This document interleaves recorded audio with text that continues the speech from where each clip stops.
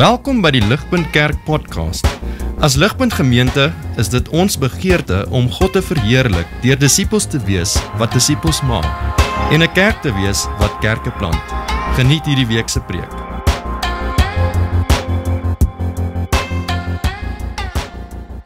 Julle so, ek wil met julle 'n storie deel.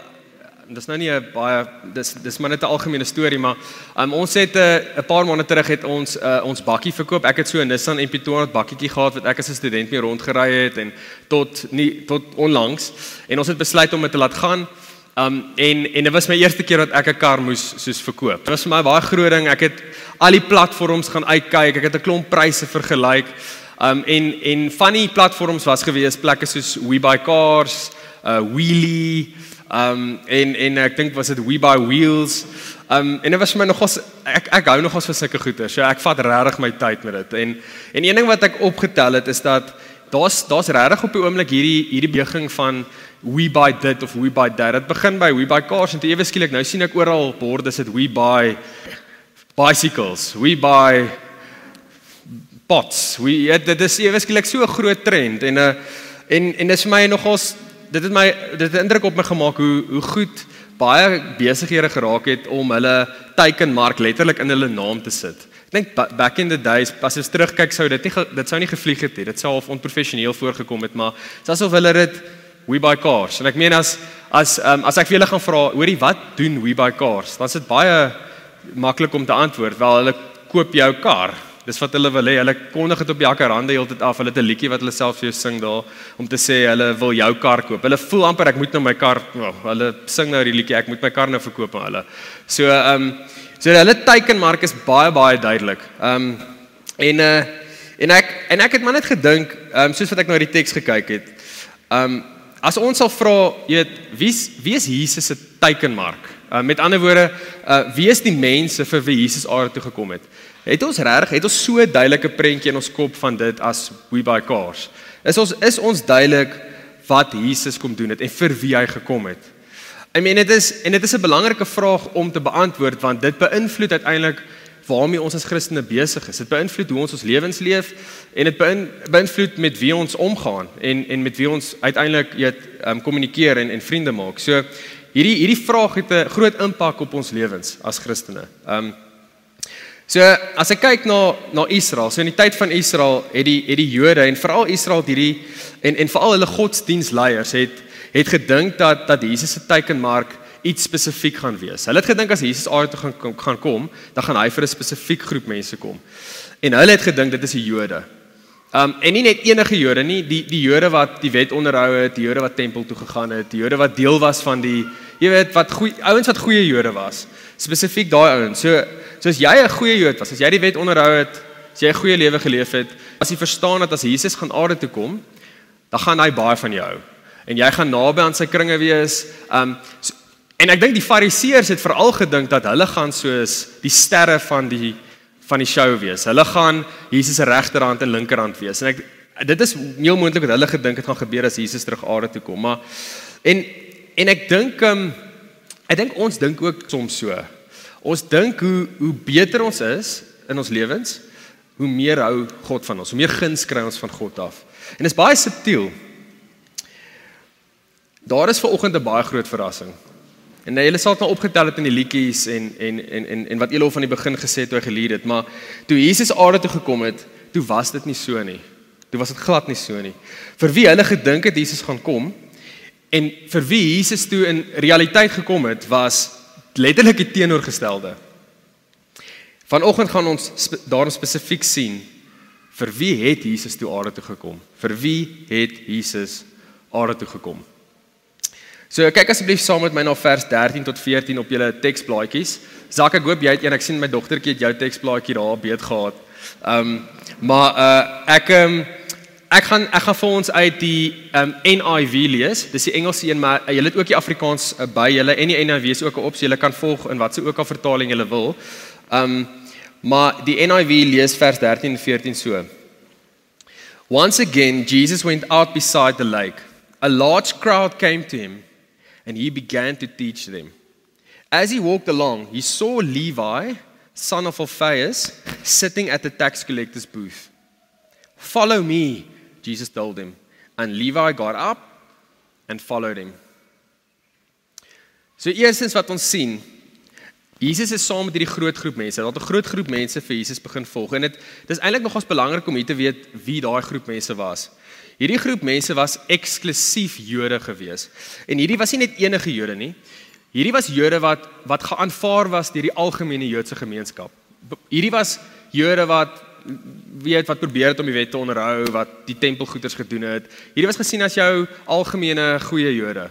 Byvoorbeeld, jy sou nie hierso gehad het ouens soos tollenaars nie. Jy sou nie hier gehad het prostituie nie.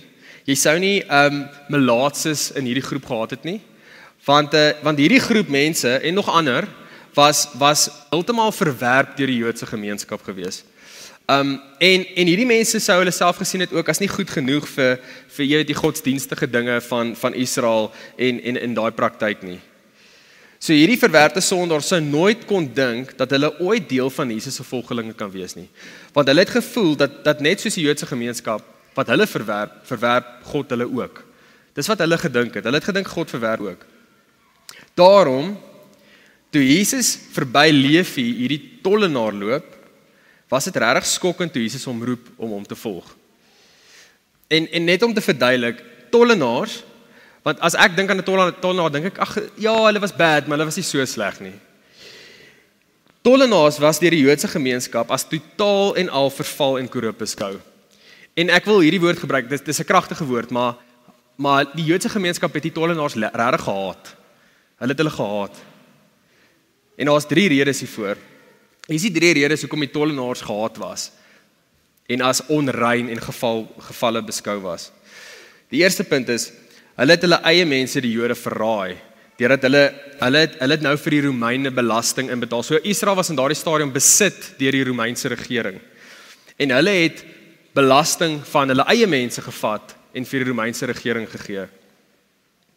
Verbeel jy betaal belasting, ons betaal vir SARS belasting, en SARS gee hulle geld vir China, wat jy betaal, vir hulle paaie, terwyl ons potholes goeders het. Hoe gaan dit jou maak voel? So die tollenaars was daarom gesien as hierdie verraaiers. En die tweede ding is, hulle was ook nog boonop dit oneerlik en hulle het gesteel. So hierdie ouens hulle het baie geld gehad, né? Die tollenaars was heel moontlik van die rykste Jode gewees in die samelewing. Want die Romeine het hulle betaal en boonop dit het hulle ook nog geld gesteel vir hulle self. So verbeel jou almal wat vir SARS werk, okay? Hulle leef in hierdie groot rykdom. En nie net omdat hulle goeie salarisse kry nie, maar omdat hulle jou geld steel. So jy sien hierdie ouens se huise, jy sien hulle karre en jy weet dis jou geld wat dit vir hulle gegee het. Ek meen, hoe gaan dit jou maak voel teenoor hulle? En dan derdens, hulle het saam met mense gewerk wat ook gesien was as onrein en vuil.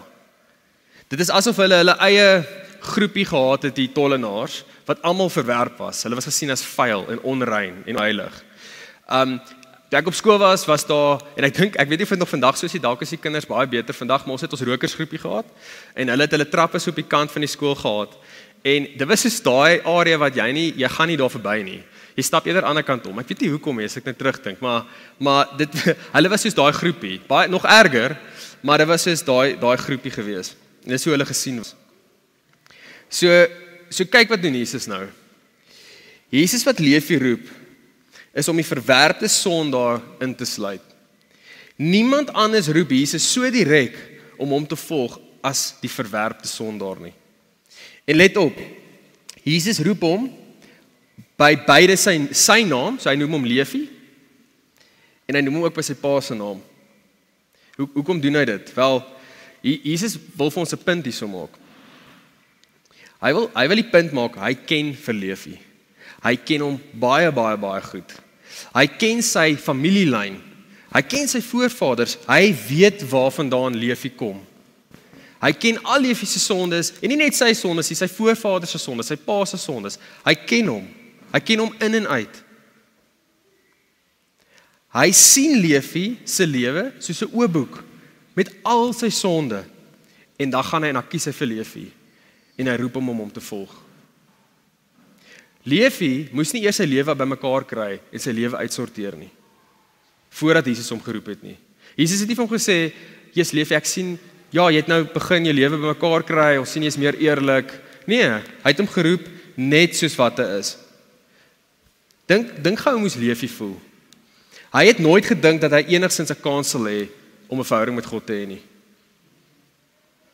Hierdie sou Leefie heeltemal weggeblaas het. Dit sou hom oorweldig het. Dit sou letterlik sy lewe omdraai. God wat hy gedink het hom verwerp net soos die Jode, is eerder die God wat hom sien, alles van hom ken, en dan roep hy hom. Ek wil graag julle moet sien, ons moet sien. Kyk hoe wonderlik is Jesus. Wel, dis 'n skrywer met die naam Dane Ortlund. Ek het gister dit heeltyd verkeerd gesê. Ek sê heeltyd Danai Ortlund, dis Dane Ortlund. Hy sê in sy boek A Gentle and Lowly, en dis regtig 'n goeie boek as jy dit kans kry om dit te lees. Ek dink is moontlik by die boeketafel. Dane Ortlund sê in sy boek, ek dink hulle gaan dit opgooi. Dis wat hy sê oor Jesus se hart. The cumulative testimony of the four Gospels is that when Jesus Christ sees the fallenness of the world all about him, his deepest impulse, his most natural instinct, is to move toward that sin and suffering, not away from it. Dis 'n kragtige stelling. Dalk voel jy vanoggend soos Leefie. Jy voel nie goed genoeg vir die kerk of vir God nie. Jy voel jy het al te veel opgemors vir God om jou enigsins te vergewe en te aanvaar. Hier is die goeie nuus vir jou. Jesus ken jou reeds en hy sien jou reeds. Hy ken die ergste van jou. Hy weet waarvandaan jy kom, hy weet wie jou familie is, hy ken jou gebrokenheid. Hy sien jou, hy het jou diep lief. Hy beweeg na jou toe en dan roep hy jou om hom te volg.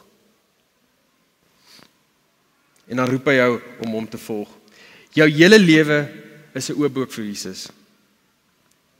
En hy roep jou.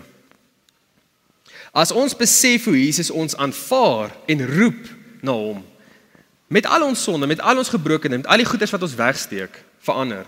Ek dink dit verander ons hele lewe. Ek dink dit draai ons lewe heeltemal om.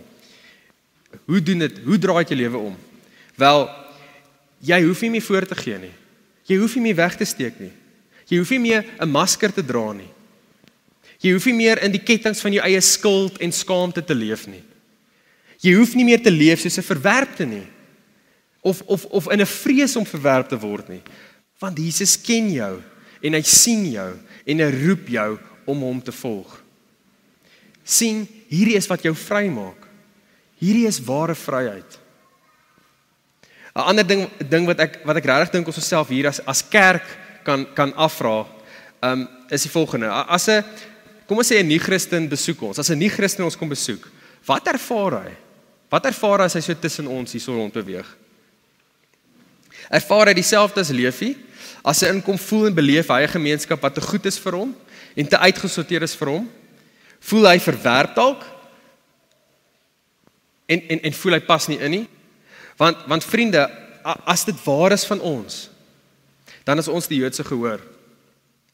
Jesus wys hier in Markus baie mooi vir ons watter tipe kerkkultuur ons moet kweek en aanwerk. Ons word geroep om 'n kerk te wees wat 'n hart het vir sondaars. Want hier is die ding, as mense voel, hulle is nie goed genoeg vir die kerk en God se mense nie, dan gaan hulle daardeur die gevolgtrekking maak dat hulle ook nie goed genoeg is vir God nie. Dit is belangrik dan om ook te sien dat Leefie se geval nie net een van min is nie.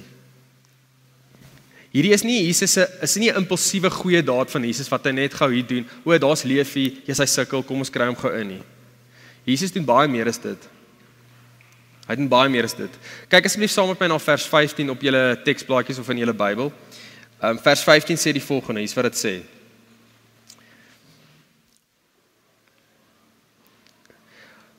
While Jesus was having dinner at Levi's house, many tax collectors and sinners were eating with him and his disciples, for there were many who followed him. Okay, so hierdie is merkwaardig. Hierdie is totaal en al merkwaardig. So eerstens het ons gesien dat Jesus vir Leefie geroep het om te volg. Maar nou gaan Jesus, hy gaan 'n stap verder. Jesus gaan eet nou by Levi se huis.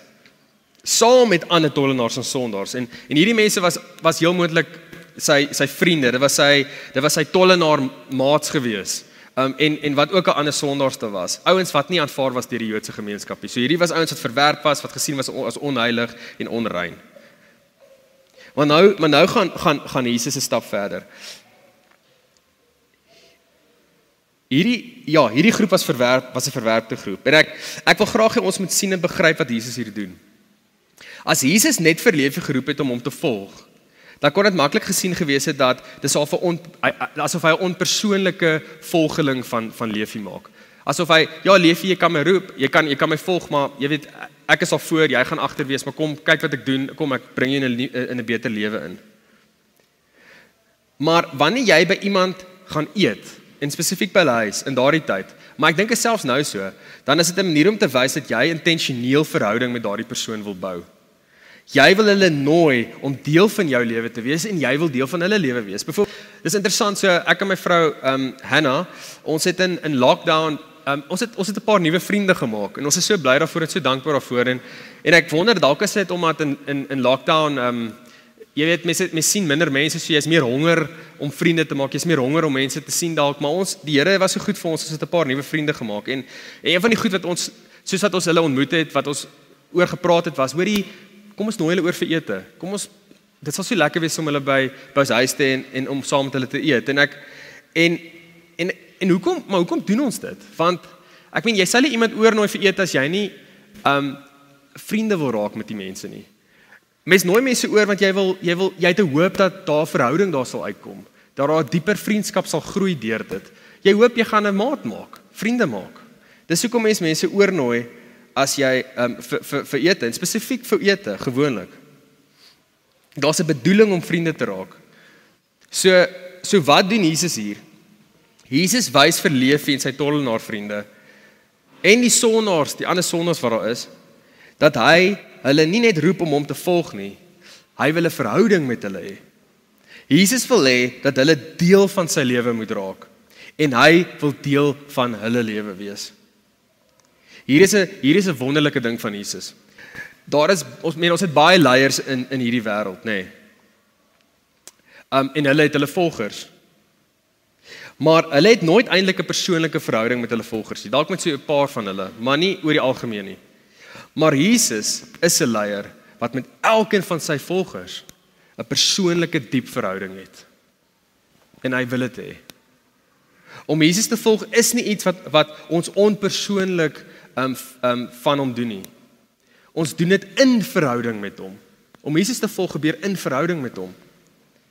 Hier is 'n paar dinge wat ek graag wil hê ons moet raak sien hier. Jesus roep sondaars na intentionele en diep verhouding met homself. Ek dink ons is geneig om Christendom of Christen word, hierdie proses te sien waar ons dalk weet, ons was eers in die wêreld, ons was afgesonder van die kerk, afgesonder van sy mense, afgesonder van Jesus, maar dan op 'n tyd dan raak jy nou 'n volger van Jesus en dan word jy deel van hierdie institusie, die kerk. En dit beïnvloed dan ook hoe ons disippels maak, want ons voel ons moet mense by die kerk kry. Ons voel ons moet mense by gesinsgroepe kry. En ons besef nie, ons werk is eintlik om mense by Jesus te kry nie. Ons probeer mense beter mense maak. Ons probeer hulle teologie beter maak. En ons probeer selfs hulle Bybelkennis groei en verbeter. Maar eintlik is ons primêre roeping om mense te help groei in 'n verhouding met Jesus. Dit is, as ons oor enigiets kan bly wees, is dat ouens in verhouding met Jesus groei.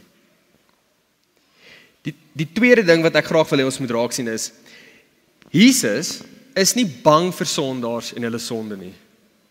Hy gaan eet by hulle huis. Hy beweeg in hulle lewens in en roep hulle dan daar. Jesus staan nie ver eenkant weg van al die sonde en dan roep hy ons na hom toe nie. Hy staan nie buite Levi se huis op 'n heilige neutrale grond en sê vir Levi, hoor, ek gaan nie daarin beweeg nie, maar jy kan uitkom hier na my toe. Hy gaan in Levi se huis in. En ek is seker daai tollenaar groep, dit was rowwe ouens. Hulle het eintlik ook gevloek heeltyd, jy weet, en allerhande goeders gedoen en slegte goed gedoen. Ek dink nie dit was 'n uitgesorteerde groep gewees nie. Maar Jesus, hy gaan daarin. Jesus se hart is om uit te reik na sondaars, wil deel wees van hulle lewens. En dan om by te voeg, Jesus is nie bang vir jou sonde en jou gebrokenheid nie. Hy wil in jou lewe intree en 'n verhouding met jou hê. So ek wil ons aanmoedig, as jy met iemand praat in die ou vloek soos 'n matroos, moenie hom nie onmiddellik verwerp nie. Of ons bly, waar ons op 'n stadium gebly het die ou langs ons, ek onthou die soet reuk van wat die hele tyd van dagga wat in ons huis ingevlout het en ons het dit die hele tyd geruik. Ons is so vinnig om hulle net te verwerp dan en om net hulle uit te skei. Kyk Jesus se hart. Hy tree in verhouding met daai mense. Hy wil hulle hê. Die derde punt is, ek dink dit is gepas om te vra vir ons wat Christene is hier is, wie is ons kringe? Wie is ons sirkels? Wie is die mense in ons lewens waarin ons al ons energie insit vir verhouding bou? Is dit net die mense in die kerk? Al die goeie mense? Want hier is wat gereeld gebeur en dit is wat my gebeur het. Ons kom tot bekering en dan met tyd en jare raak ons sirkels meer en meer die kerk en sy mense. Tot op 'n punt, dan is ons in hierdie kerkbabbel. Ons is heeltemal sonde van die wêreld. En van sondaars en is asof ons nie meer kan, ons weet nie meer om te engage met die wêreld nie. Want ons is in hierdie babbel. Want Jesus het homself verseker nie afgesonder van die sondige wêreld en sondaars nie. Hy het dit geïnfiltreer. Hy het in dit ingegaan. Vriende, ons as Christene word geroep om dieselfde te doen. En ek verstaan die vrees wat ons het, ek verstaan dit. Ons was dan gered van sonde, ons was gered van die wêreld, waarin ons geleef het voorheen. En toe word ons dan nou Christene. So, en slyp yster dan nie yster nie. So hoe kan ek myself dan omring met sondaars? Net nou beïnvloed hulle my op 'n slegte manier, net nou besoedel hulle my siel. Hoor my asseblief mooi, jou primêre gemeenskap bly die kerk. Die kerk is jou ondersteuning, dit is die mense wat jou sluit. Dit is vanuit hierdie gemeenskap waar jy disippels maak en uitreik na die wêreld om jou. Jesus het verseker nie sy heiligheid minder gemaak nie. Soos wat hy met sondaars verhouding gebou het, het hy perfek heilig en sondeloos gebly. Maar hy het die sondaars geroep na homself, na 'n sondelose lewe, na 'n heilige lewe. Vanuit dit. Vriende, hoor my ook asseblief baie mooi reg. Moet dit asseblief nie sien, dit is nie 'n werksding nie. Hierdie is 'n hartsding. Hoe sien jy jouself as Christen? Sien jy jouself as beter, meer moreel, iemand wat dinge bymekaar het? Of sien jy jouself as 'n sondaar wat uit genade alleen gered is deur Jesus? Wat geensins beter is as 'n nie-Christen nie. Om nie-Christen te bereik is nie 'n werksding nie. Dit is 'n hartsding. Waar ons nederig bly omdat ons verstaan ons is slegs uit genade gered van ons sonde. En dit help ons dan om konstant intentioneel te wees met die mense in ons lewens. Jesus sal altyd mense oor ons pad stuur. Inteendeel, hy het ons geplaas waar ons is in ons lewens tussen sekere mense. Ons word geroep om intentioneel te wees met almal uit 'n nederige plek waar ons besef ons is uit genade alleen gered. So hoekom? Hoekom is Jesus so intentioneel en betrokke met sondaars? Hoekom? Hoekom roep hy die sondaars om hom te volg en eet hy saam met hulle? Kyk asseblief saam met my na vers 16 tot 17. Vers 16 tot 17 sê die volgende, dit sê, when teachers of the law who were Pharisees saw him eating with the sinners and tax collectors, they asked his disciples, why does he eat with tax collectors and sinners? On hearing this, Jesus said to them, en hoor mooi wat sê Jesus, hierdie is so mooi. Hy sê, it is not the healthy who need a doctor, but the sick. I have not come to call the righteous, but sinners. Ek wil dit graag weer lees. It is not the healthy who need a doctor, but the sick. I have not come to call the righteous, but sinners. Hier is 'n paar dinge wat belangrik is om raak te sien hier. Terwyl Jesus besig is om saam met sy disippels by Lewi se huis te eet, dan sien ons hoe verskyn die Fariseërs op die toneel. Nou onthou die Fariseërs hierso, hulle was hulle was een van Israel se godsdienstleiers. Jy het ook die Sadduseërs gehad en ander ouens, maar hulle was 'n groot groep wat Israel, hulle werk was om Israel geestelik te lei om gehoorsaam aan God se wet te wees en om seker te maak hulle kom tempel toe en jy weet, dit was hulle werk gewees. Hulle moes die wet ophou. En dit het veroorsaak dat die wetteloos is, heeltemal verwerp was en uitgeskuif was, deur die Fariseërs self ook. Daarom is dit baie opvallend vir hulle dat Jesus nou saam met die tollenaars en die sondaars eet, die ouens wat nie die wet gehoorsaam het, die ouens wat gesien was as ouens wat totaal en al God verlaat is. Want hoekom sal enige godsdienstige leier homself dan nou assosieer met hierdie mense? Dit is dan sleg vir sy beeld, dit is sleg vir sy image, as ek dit in Engels kan sê. En dan interessant, hulle vra dan nie vir Jesus nie, hulle vra sy disippels, hoekom Jesus saam met die tollenaars en sondaars eet. En ek dink daar's verskeie redes hoekom dit mag gewees het, maar ek dink basies wat hulle vir die disippels vra is, as ek dit nou kan in my eie woorde sit, dis wat hulle vir hom vra. Ouens, wat op aarde doen julle? Hoekom volg julle hierdie ou? Kyk, hy eet dan saam met die sondaars. Is julle dom om hom te volg? Hy gee julle mos in die afgrond lei, jy kan sien.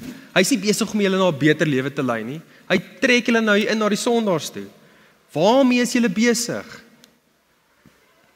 Maar Jesus het dit gehoor.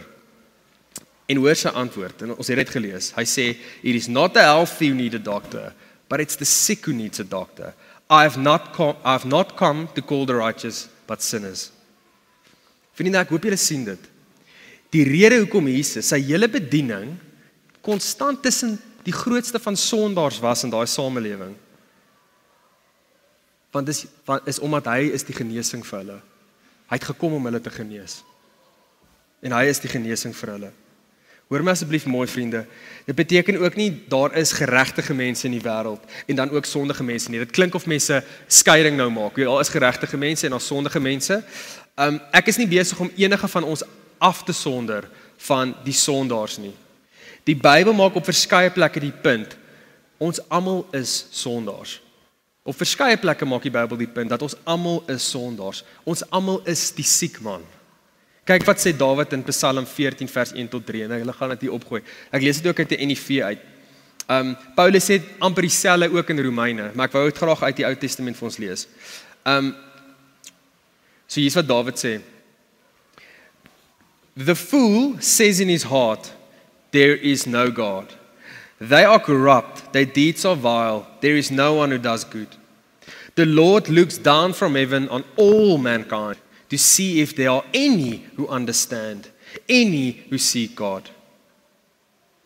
All have turned away, all have become corrupt.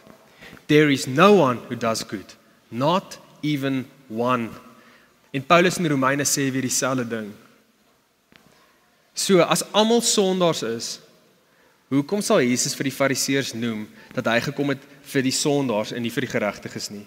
Asof daar goeie mense en geregtige mense is. Hier is wat Jesus bedoel. Daar is mense wat dink hulle is okay, en dan is daar mense wat weet hulle is nie okay nie. Mense wat weet hulle is nie okay nie, gaan baie makliker op Jesus se roeping reageer, as mense wat dink dat hulle okay is. Asseblief sien vanoggend raak, ek en jy is die tollenaar en die melaatse. Maar ek dink as ons regtig eerlik is met onsself, is meeste van ons geneig om baie gou die fariseer te wees. Ons is geneig om onsself te vergelyk met ander en gereeld die gevolgtrekking te maak dat ek daarom nie so sleg is soos daai ou nie. Verstaan asseblief mooi, om te dink dat ons okay is, dit is baie gevaarlik. Dit is baie gevaarlik, want as ons dink ons is okay, dan gaan ons nie op Jesus vertrou nie. As jy weet jy is nie okay nie, is jy baie nader om op Jesus te vertrou as jou redder en jou verlosser. Ek wil graag hier noem, as jy vanoggend hier is, en in jou hart, jy voel nie reg vir God nie, jy voel iets is nie reg met jou verhouding met God nie, jy weet jou lewe is 'n gemors, en dalk is jy self sien, jy probeer hard jou lewe bymekaar kry. Ek wil vir jou sê, jy is naby aan om tot bekering te kom. Jy is baie inteendeel, die Heilige Gees is moontlik om in jou hart te werk reeds. As jy weet jy is nie okay nie, dan is jy so naby om in hierdie wonderlike verhouding met Jesus in te tree. Want sien, as ons nie eers besef dat ons sondaars is nie, dan gaan ons nooit op Jesus vertrou as ons dokter wat ons genees nie. Ek meen, hoekom sal jy dokter toe gaan as jy dink jy's gesond? Want sien, Jesus kom roep nie net vir Leefie en hy eet by Leefie en dan eet hy by Leefie se huis. By sy huis om 'n verhouding met hom te bou nie. Jesus wil Leefie genees. Hy wil Leefie genees. En die sondaars wat daar was saam met hom en die ander tollenaars. Jesus roep ons, wil 'n verhouding met ons hê. Hoekom? Want hy wil ons genees van ons sonde. Vriende, die goeie nuus is, hier is die goeie nuus. Jesus is self in persoon die genesing. Jesus is die genesing. Hy is nie net die een wat die medisyne vir ons gee nie. Hy is self die medisyne. Hy is die genesing. Daarom, om 'n verhouding met Jesus te hê, is waardeur ons genees word van ons sonde. Hoekom? Hoe werk dit? Wel, want Jesus het self sy eie lewe gegee vir die sondaar, sodat nou deur hom ons die genesing kan kry. Hoe het hy sy lewe gegee? Wel, Jesus het homself, en hierdie is groot. Hy het homself laat doodmaak deur sy eie mense, die Jode, aan 'n kruis net buitekant Jerusalem. Aan die kruis het Jesus letterlik, soos wat hy gehang het, die sonde van die hele wêreld op homself geneem en hy het dit gewen. Hy het dit oorwin. Hy het aan die kruis letterlik die volgende woorde gesê: It is finished. Dis wat hy gesê het. It is finished. Hy het nie gesê dis nog 'n trial inenting nie. Hy het gesê hier is ek is nou die genesing. It is finished. Sien, Jesus is nie iemand wat net goeie dade vir slegte mense kom doen het nie.